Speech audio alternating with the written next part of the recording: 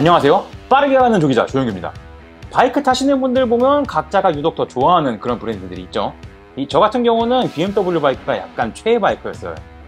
제가 살짝 BM바 상황이 있어가지고 한때는 모든 바이크 라인업을 다 BM으로 꾸렸을 정도로 굉장히 좋아하는 편이거든요. 근데 BMW 바이크 보면 막 모델명이 알파벳이랑 숫자 막 이것저것 써있고 약간 복잡하죠? 물론 BMW 모토라드 홈페이지를 보면 기본적으로는 장르별로 딱 기본을 해놓긴 했는데요. 이게 같은 카테고리에서도 모델마다 각자 앞에 써있는 알파벳이 다르고 뒤에서 따라오는 숫자도 다르고 또 끝에 붙는 알파벳도 제각각이에요. 그래서 이번 영상에서는 BMW 모델명 보는 법, 그리고 각 라인업에 대한 간략한 역사와 특징을 알기 쉽게 설명해 드리겠습니다.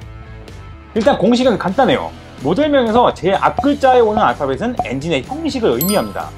기본적으로는 단기통부터 6기통까지 있고요. 그 중에서도 2기통 모델 같은 경우는 배치 방식에 따라서도 이 알파벳이 달라져요. 이건 뒤에서 자세하게 설명해 드릴게요. 그리고 중간에 오는 숫자는 대기량입니다. 뭐 쉽죠 이거는?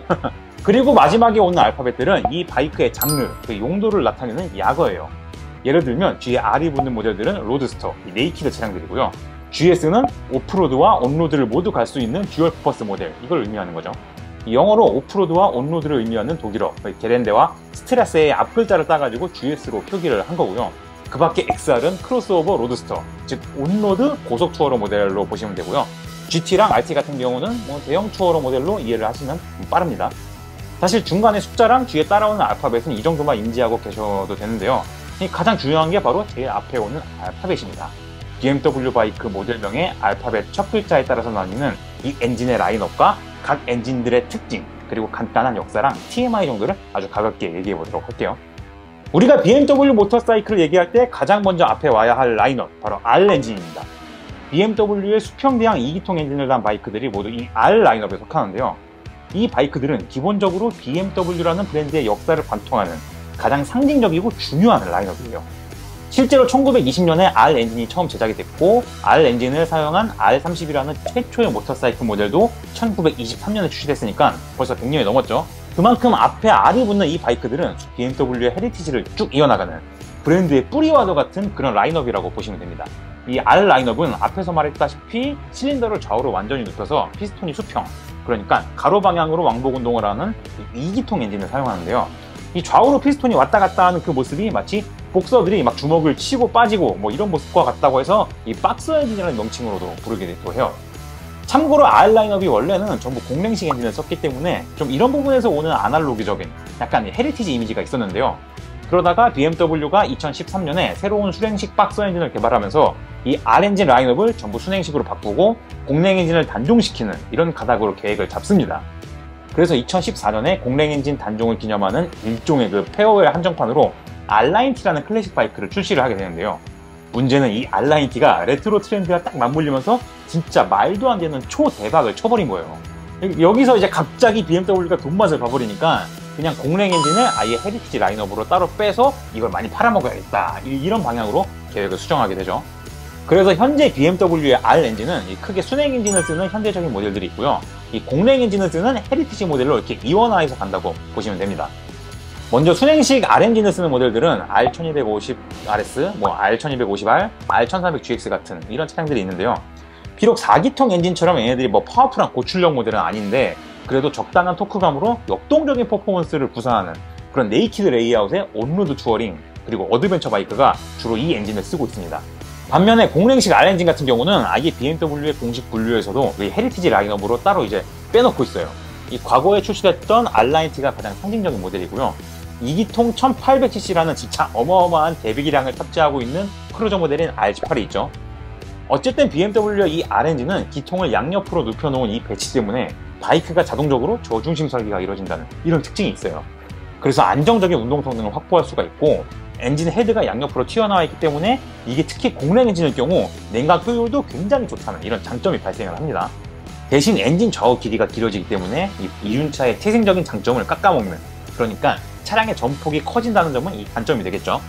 그리고 케바케긴 한데 이 엔진 좌우로 툭 튀어나온 디자인을 싫어하는 사람도 꽤 있더라고요. 바로 대표적인 분이 바로 여기 계시는 우리 김PD인데, 시작부터 R 엔진이라 제가 너무 힘을 줬는데요. 그 다음 라인업부터는 힘을 쭉 빼고 좀 간단하게 설명을 해볼게요.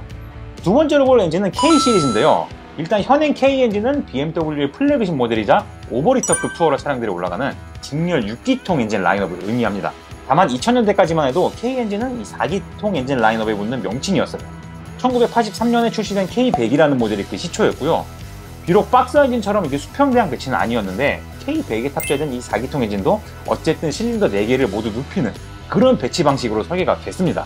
사실 이 K 엔진 같은 경우는 1970년대 일제 4기통 바이크들에 대항하기 위해서 개발된 그런 엔진이에요. 혼다 나나한이라던가 가와사키 지원 같은 이런 전설적인 일제 4기통 바이크들이 진짜 70년대부터 80년대까지 전 세계 이륜차 시장을 완전 초토화시키면서 막 다른 브랜드들 다 개박살내고 다니는 뭐 그런 시절이었잖아요. 그래서 BMW가 부랴부랴 엔지니어들 막 쥐어짜내서 만든 게 이 K 엔진 바이크들이었고요. 2010년대 초반까지 얘네들은 계속 4기통 리터급 포맷으로 라인업을 유지해왔었어요.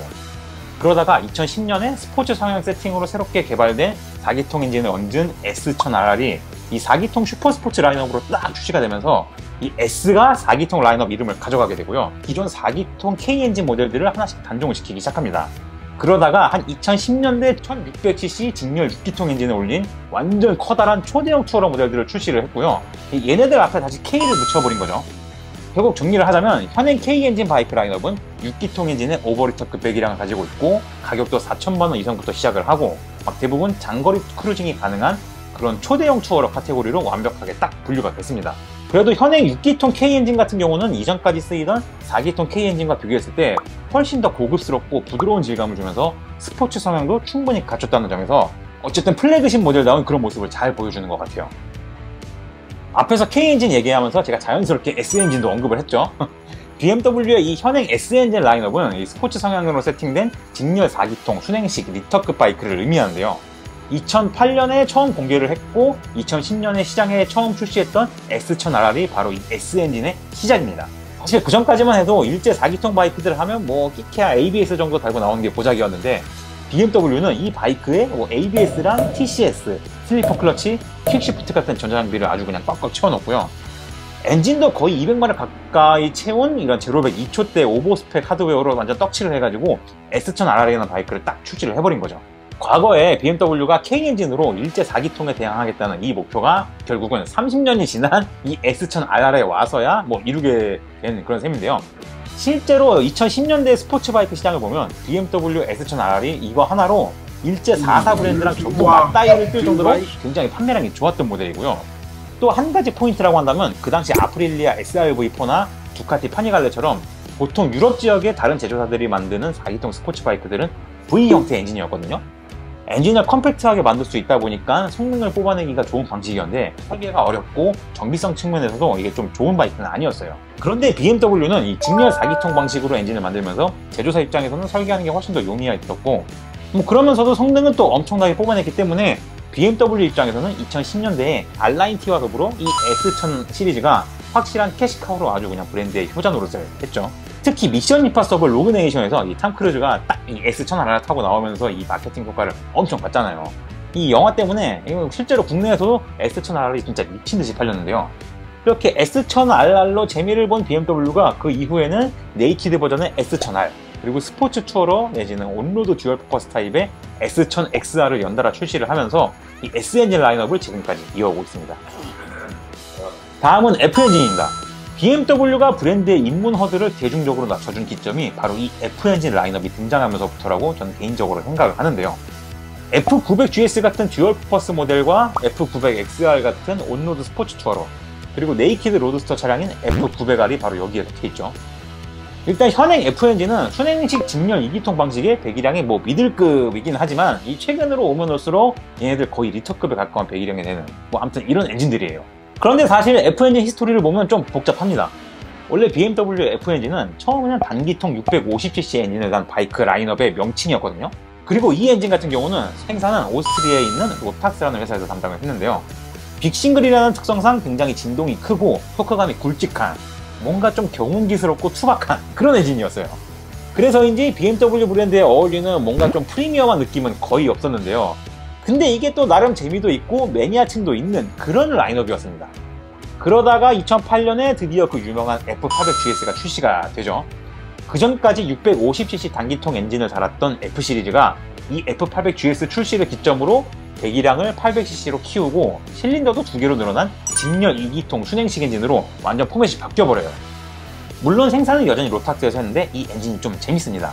F엔진이 2기통으로 바뀌긴 했는데 정작 바이크를 딱 타보잖아요? 그러면 뭔가 2기통 같지가 않고 오히려 단기통스러운 그런 질감이 있거든요. 보통 2기통 엔진 같은 경우는 크랭크 축의 회전 각도에 따라서 뭐 180도나 270도 타입을 많이 쓰는데, 그러다 보니까 실린더 안에 피스톤이 동시에 움직이는 게 아니라 약간 시간차를 주면서 따당따당 하고 이렇게 움직이거든요. 그런데 이 F엔진은 360도 회전각을 가지고 있어요. 실린더 안에 피스톤 2개가 완벽하게 똑같이 이 상하 운동을 동시에 한다는, 뭐 한마디로 결국 2개의 피스톤이 완벽하게 같이 움직이기 때문에 이 단기통 엔진 같은 그런 느낌을 주게 되는 거죠. 아무튼 F800GS가 출시되면서 이때부터 F엔진은 2기통 미들급 엔진을 의미하는 그런 라인업이 돼요. 근데 또 골 때리는 건 이 F엔진이 또 2020년대로 오면서 한 번 또 바뀝니다. 뭐 정확히 2018년도에 출시된 F850GS부터인데, 물론 2기통의 미들급이라는 이런 포맷은 똑같지만 이 배기량이 지금은 900cc까지 올라갔고요. 그래서 엔진 설계도 바뀌면서 제대로 2기통 같은 질감으로 확 풀체인지가 됩니다. 그리고 또 중요한 게 엔진을 납품하는 회사도 바뀌어요. 기존 오스트리아 로탁스에서 현재는 중국의 론신이라는 회사가 이 BMW F 시리즈에 들어가는 엔진을 생산하고 있는데요.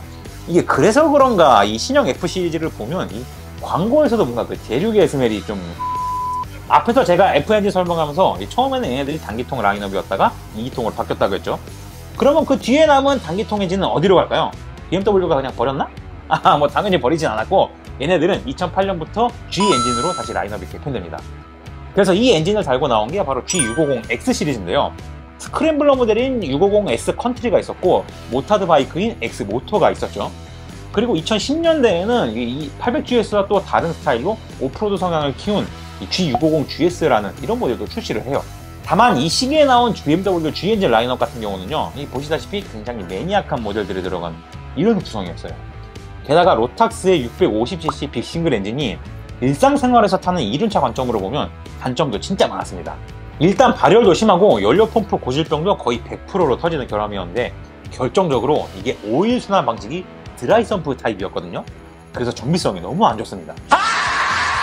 뭐 예를 들어서 내가 간단하게 엔진 오일만 교체하려고 했는데 이게 아래에서 오일을 빼야 되고 석션으로 상부에 있는 오일도 엔진 오일도 따로 또 빼줘야 되는, 이렇게 엄청나게 번거로운 방식이었거든요. 그러다 보니까 뭔가 소수만 즐기는 매니악한 그런 라인업이 된 거죠. 그래서 결국 BMW도 이 G 엔진 라인업을 거의 버릴 뻔 했는데, 2010년대 중반부터 쿼터급 이륜차 시장이 점점 커지기 시작하더니 BMW도 이 쿼터급 시장에 군침을 흘리기 시작합니다. 그 결과 이 BMW 브랜드 최초로 쿼터급 바이크를 런칭을 하게 됐고, 여기에 이 G 시리즈 명칭을 다시 딱 갖다 붙이게 되는 거죠. 쿼터급 바이크라고 하면 어느 정도 엔트리 모델로서 입문 허들이 낮아야 되고, 그러려면 자연히 가격도 싸야 되고, 그리고 또 생산량 캐파도 어느 정도 갖춰줘야 되거든요. 그래서 BMW는 신형 G 엔진 라인업을 이번에도 직접 생산하지 않고, 이번에는 인도의 TVS라는 회사랑 협업을 하게 됩니다. 그렇게 해서 313cc 순행식 단기통 엔진을 달고 로드스터 모델인 G310R, 그리고 듀얼 퍼포스 모델인 G310GS를 들고 이 쿼터급 시장에 딱 참전을 하게 된 거죠. 사실 인도라는 꼬리표만 떼고 보면 현행 G 시리즈도 꽤 재미있고 특색 있는 모델들이긴 해요. 그래서 입문 기종으로도 지금 널리 활용되고 있습니다. 마지막은 바로 C 시리즈입니다. C 시리즈 같은 경우는 엔진에 따른 라인업 분류도 되지만 기본적으로는 스쿠터 모델들 앞에 이 C라는 명칭이 온다고 보시면 돼요. 우선 현행 C 시리즈는 C400GT랑 C400X라는 스쿠터 모델이 있는데요.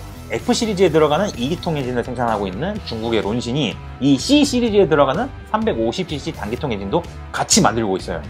그런데 이 C 시리즈도 F 시리즈만큼 좀 역사가 복잡합니다. 원래 C 엔진 라인업은 2000년에 나온 지붕이 달린 125cc 스쿠터 모델 C1에 붙어있던 그 이름이에요.